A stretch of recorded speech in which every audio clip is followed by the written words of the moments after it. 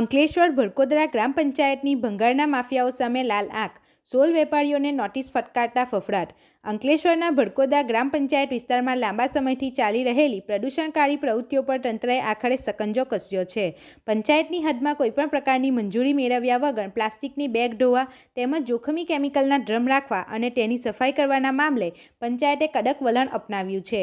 તાજેતરમાં જ આમલાખાડીના રાત્રિના સમયે લાલ રંગનું કેમિકલયુક્ત પાણી છોડવાની ઘટના સામે આવી હતી, જેની તપાસમાં જીપીસીબીની ટીમ ભંગાર માર્કેટના એક ગોડાઉન સુધી પહોંચી હતી. આ ગંભીર બેદરકારીને પગલે તાલુકા ડિઝાસ્ટર ટીમ, પોલીસ, જીપીસીબી અને ગ્રામ પંચાયત તલાટીની બનેલી સંયુક્ત સમિતિએ તપાસનો ધમધમાટ તેજ કર્યો હતો, જેમાં જાણવા મળ્યું હતું કે અનેક ભંગારના વેપારીઓ જીવલેણ રાસાયણિક કચરો જાહેરમાં બાળી રહ્યા છે અથવા તો તેને જમીનમાં દાટીને પર્યાવરણને કાયમી નુકસાન પહોંચાડી રહ્યા છે.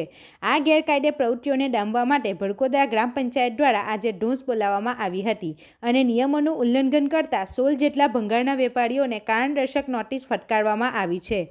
આ વેપારીઓ પાસે જીપીસીબીની જરૂરી પરવાનગી ન હોવા છતાં તેઓ જોખમી કેમિકલ વેસ્ટનું હેન્ડલિંગ કરી રહ્યા હતા.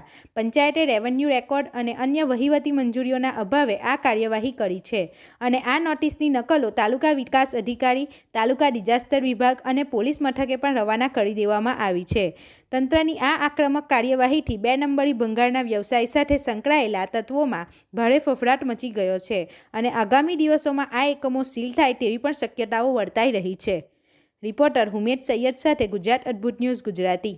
આપણી આસપાસ બનતી ઘટનાના સમાચાર જોવા માટે ગુજરાત અદ્ભુત ન્યૂઝ ગુજરાતીને લાઈક કરો.